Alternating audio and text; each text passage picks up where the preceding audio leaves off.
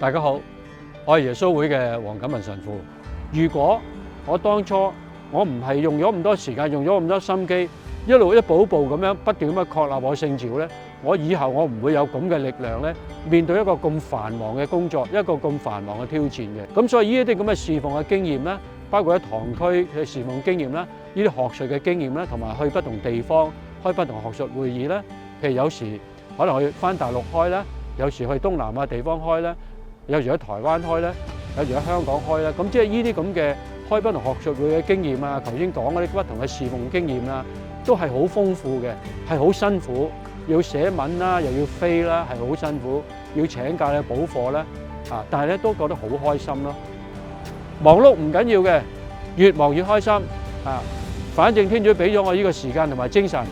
幾忙都去做，做得好開心啊！咁所以咧就即係回顧起上嚟咧，我睇到成個辨別嘅聖召過程裏邊咧，原來對於我以後嗰個服務係好重要嘅。我越係對呢個聖召越清晰嘅話咧，我越知道點去做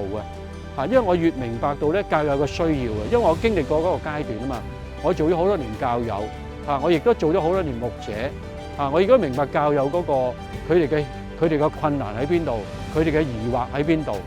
同埋喺個神學嘅交談裏邊啊，同新教接觸同埋嗰個神學委員會嗰啲其他神學家接觸咧，佢擴大咗我對於成個教會嘅視野啊！除咗深化咗我對神學嘅睇法咧，仲深化我對於成個教會嘅睇法啦。咁所以我對於教會係有自己一套睇法。咁於我充滿感恩啦，係咪？即係咁多年之後，當我回顧翻呢啲咁嘅經驗咧，我都覺得咧，除咗一方面咧係好豐富之外咧，即係充滿天主嘅恩寵啦。我從來冇諗過咧，點解讀咁多年書？我而家明白啦。如果我過去唔係用咁多時間讀書，我而家根本應付唔到嗰個咁繁重嘅工作，咁多嘅學術工作即係你冇嗰個學識，你冇可能應付得到噶嘛。咁所以我而家越嚟越明白咧，點解嗰個階段咧係要咁漫長讀書嘅階段，原來背後咧係有咁豐富嘅收穫嘅。咁呢度我每一日咧都係充滿感恩同埋讚美嘅。